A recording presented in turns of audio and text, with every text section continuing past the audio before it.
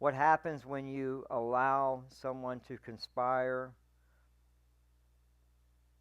to deceive? The next thing that happens is they still have that envy that's still there. We spoke about it last week.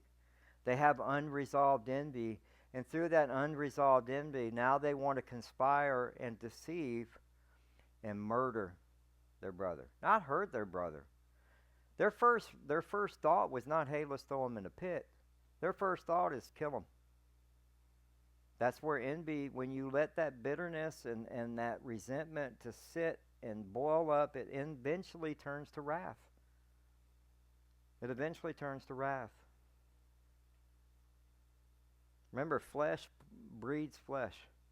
It will always do that. Galatians chapter 5, verse 19. It says, now the works of the flesh are evident, which are, and you get this big list: adultery, fornication, uncleanliness, lewdness, idolatry, sorcery, hatred, contentions, jealousy, outbursts of wrath, selfish ambition, dissension, heresy, and there's that four-letter word, envy, with that big list. And then what happens next?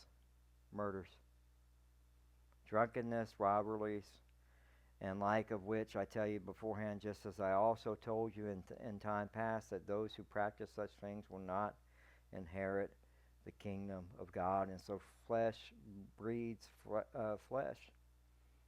And the devil is wanting just to give you, just give me a little. I just want a little bit of envy.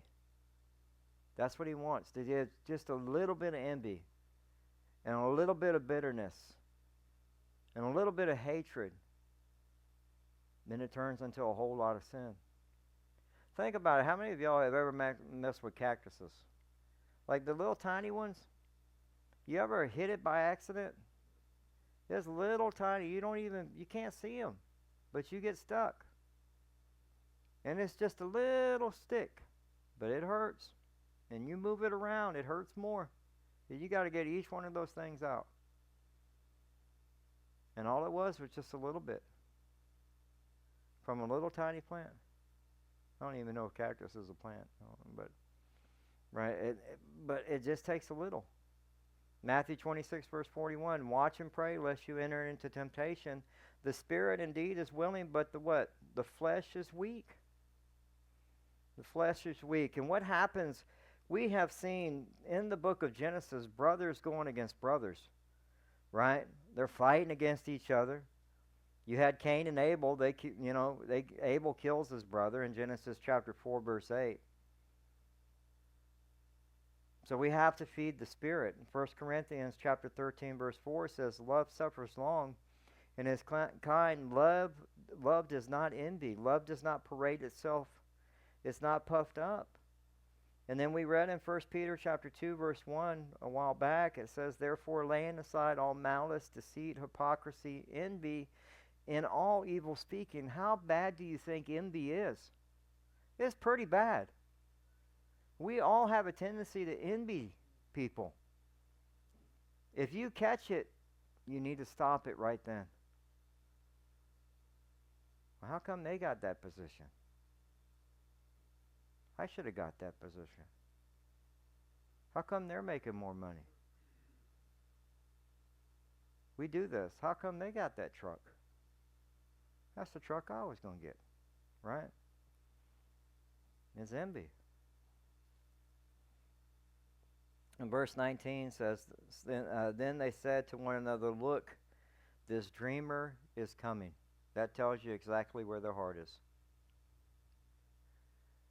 Here comes the dreamer. The one we'll have to bow to. And so it's obvious where their heart is. They hated Joseph. They wanted to get rid of him. The fact that they called him the dreamer, there's a lot of contention there.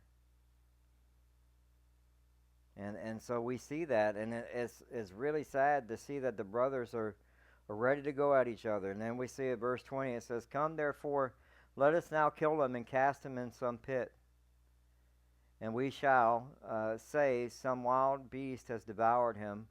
We shall see what will become of his dreams. They've already conspired how they're going to kill him. They're going to blame it on a wild beast. But again, what do they talk about? His dreams. That was what put them over the edge. That little bit of envy, and it was the coat of many colors, and then what happens? The dreams. Not one dream, but two dreams, remember? And in the second dream, they're going to have to bow to him. And this is what's been eating them up. For 50 miles on their way to Shechem, and another 15 miles on their way to Dothan, they just are just seething hate towards their brother. And they see him. That dude. Is there somebody that you see and you go, I'm not the only one that has that, right? Oh my, here we go. Man. This guy. I got to see this guy. So you have to prepare your heart. Lord, give me strength. Lord, keep me from sinning. Lord, don't let me say something in the flesh. Now, you don't have to say that as you're walking up to them. That needs to be happening here and here. Okay? Because if you come up to me and you go, Lord, keep me from sinning. Lord, I'm going to be like, oh man, I'm so sorry. What did I do? Right? But that's where sometimes we are at, and so we need to be very careful with that. To me, I still look at this and I go, why would Jacob send him? Why did the father put his son in this position? It's not a good position for him to be in. It was obvious that the older brothers hated him. And it's obvious that the older brothers already killed people. Forgot about that part, right? They already killed people in Shechem. What's another person, right? I saw a young kid. We were at, I went up to go pray for somebody that was, had a court date, and I saw a young kid yesterday. And it was sad because, man, there's so much oppression when you go into the courtroom. And they're bringing the kids out, and they got handcuffs and stuff, and this one kid went to go through the barrier, and the barrier had two big old stop signs on it. Don't go past those points. Only an attorney could go past that point, or one of the people that work for the courts. And this kid went right through, and then proceeded to kind of give the cop some lip. And I'm like, bro, you're fixing to go in front of the judge. And he goes and sits down. He's still jawing off. And I was like, man, I said, you didn't learn anything. You're not going to learn anything until you're on the other side with the cuffs. Sadly. I don't know what it's going to take, what affliction, what trial, what it's going to take for you to learn that God has put authority in place for those, not for those that follow Jesus Christ, because we understand the law. The law is a guardrail, right? But it's for those that are sinners, that need the law, right? They need it. But sadly, it's just sad when you see when somebody has that, they're just ready to, and I'm like, you're in a courtroom. The judge is fixing to walk in. All it takes is for that cop to go, let me go talk to the judge and let him know what happened and how you were acting. And I'm just like, that's how people, their anger, they're ready to explode. They're ready to go. And that's how the brothers were. They were ready to, let's kill him. They were ready to go. But Reuben heard it, and he delivered him out of their hands and said, let us not kill him. Now Reuben's the one who slept with the father's concubine. So is he doing this to get back in his father's good graces? We don't know. Or is he doing this because he's like, man, I've made some big mistakes in my life. I've already killed people. I'm not killing my brother. We don't know. We don't know his heart. But we know that he's not wanting to kill him. And they listen to him, which is good. They do listen to him. And unfortunately, that's back in Genesis 49, verses 3 and 4, where Reuben, the firstborn, slept with the concubine. Remember, I told you he's the one that is, Jacob says he's unstable as water. Hey, this is my son Reuben. He's unstable as water. Like, that's a rough one. Verse 22, and Reuben said, we're going to get through this, I promise. We're going to get moving. And said to them, shed no blood, but cast him into the pit which is in the wilderness, and do not lay a hand on him, that he may deliver him out of their hands and bring him back to his father. So he wants to put him in the pit, and then he's going to come back and get him without anybody, like, I'm going to take care of it, right? Verse 23, so it came to pass when Joseph had come to his brothers, they stripped Joseph of his tunic, then the tunic of many colors that was on him. They couldn't wait to get that tunic off him. It would have been like a bull seeing a red flag. It would have just bolted, let's get that thing off of him. Let's tear that thing up, and he's not the boss anymore. Right? In verse 24, then they took him and cast him into the pit, and the pit was empty, and there was no water in it. And Genesis 50, verse 12 says, but as for you meant evil against me, but God meant it for good, in order to bring it about as it is this day, to save many people alive. So when Joseph, if you were to read this to Joseph right now, he wouldn't get this. He has to go through all of this afflictions and trials and tribulation to become the man that he needs to become. Right? God is all-knowing. He stands outside of time. He knows the beginning and end to our story. And so it's crazy because this weekend we're going to be talking about, Jonah in the pit of the ocean. Right? Remember, he was in Sheol. And he's in the pit of the ocean, in the belly of the fish. But his is because of his disobedience. Here you have somebody who's not been anything but obedient, and he's being put in a pit. And yet God's with both of them. So, verse 25, and they sat down to eat a meal, and they lifted. That makes no sense to me. Throw them in a pit. Hey, let's eat. I'd be screaming, Mom! That blew me away when I read that. I was like, that tells you where their heart is. They were going to kill him, didn't kill him, threw him in the pit. Hey, let's eat. That problem's done. Take the coat, rip it off of him, let's eat. They lifted their eyes and they looked, and there was a company of Ishmaelites coming from Gilead with their camels bearing spices, balm, myrrh on their way to carry them down to Egypt. In verse 26, so Judah said to the brothers, what profit is there if we kill our brother and conceal his blood? He's like, hey, we can make some money off of this.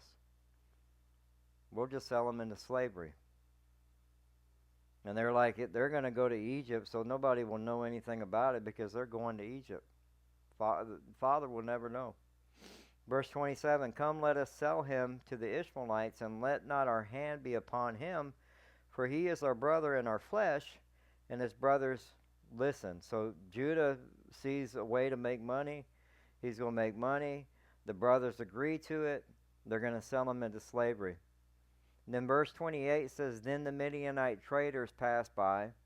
So the brothers pulled Joseph up and lifted him out of the pit and sold him to the Ishmaelites for 20 shekels of silver, and they took Joseph to Egypt. Now, as you're probably reading this, you're thinking, wait a minute, I thought it said Ishmaelites, and then why did it go to Midianites? They traveled together as families because of the robbers on the way. So they were an Ishmaelites and Midianites that were traveling together. The Ishmaelites came from Ishmael. The Midianites actually came from Abraham as well. Came from Abraham by Hagar and the son Midian. And so we see this is after his wife dies. He gets married and he has another child, Midian. And so these are all family. This is what's crazy about this. They all hate each other. The Ishmaelites and the Midianites, and they end up becoming enemies down the road. And they're all from Abraham. And Joseph's being sold into slavery to his half-brothers. And all that's happening. And it's all family. And instead of the going rate would have been 30 shekels. So they got Joseph for a bargain. They're like, hey, we just need to make a little money. Right? And so they sell him.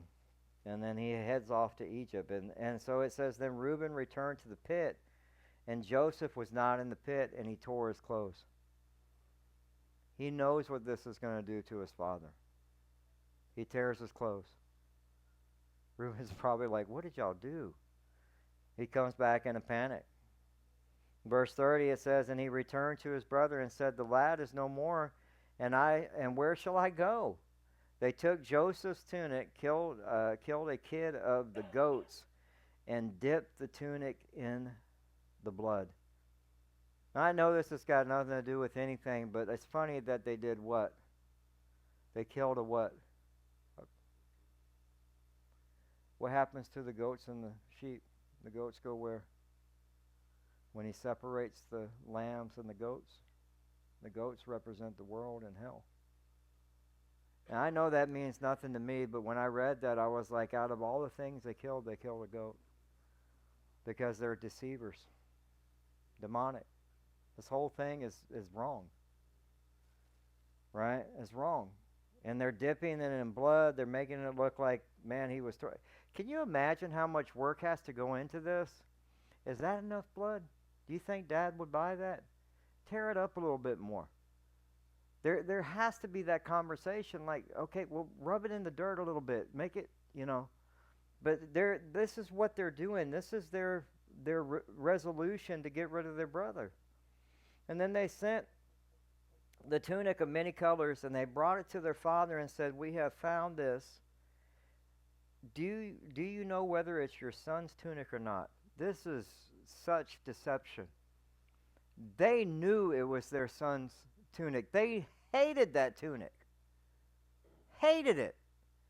And they're going to ask that question to the father. Is this Joseph's, or was it somebody else's tunic? Right? Is this somebody else's coat of many colors? They knew it was his. And he recognized it and said, it's my son's tunic. A wild beast has devoured him. Without doubt, Joseph is torn to pieces. And yet, Jacob did the same thing. Remember back in Genesis 27, verse 15, then Rebekah took the choice clothes of the elder son Esau, which were with her in the house, and put them on Jacob, her younger son. He's going through the same thing that he did to his brother.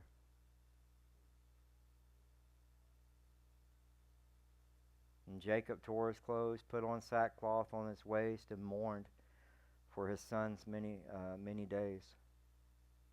Now this was the saddest part about all this. And all his sons, which, man, you're just sitting there and lying, acting as if you care, and you've sold your brother into slavery. For I shall go down into the grave to my son in mourning. Thus his father wept for him. But it says that all his sons and all his daughters arose to comfort him. They know exactly what happened to him. And they're sitting there trying to comfort the father. It's sad. And he's mourning. And he's like, shall I go down in the grave to my son in mourning? He's in grief. And then verse 36 says, now the Midianites had sold him in Egypt to Potiphar, and an officer of Pharaoh and a captain of the guard. So he's sold into slavery. And sadly, Joseph will now live in slavery. And then Jacob will live the next 22 years in sorrow of his favorite son. And then the brothers will live in guilt. and handling that guilt and carrying that sin for that many years, hiding it until it's revealed. And this is where sin leads you. So not just a little bit. It wasn't just a little bit of envy. It wasn't just a little bit of anger. It wasn't just a little bit of wrath. It wasn't just a little bit of, hey, we'll murder him. But they manipulated their father. They hated their brother. And sin will always do that to you. It will always take you further than you want to go. So let's pray. Let's pray.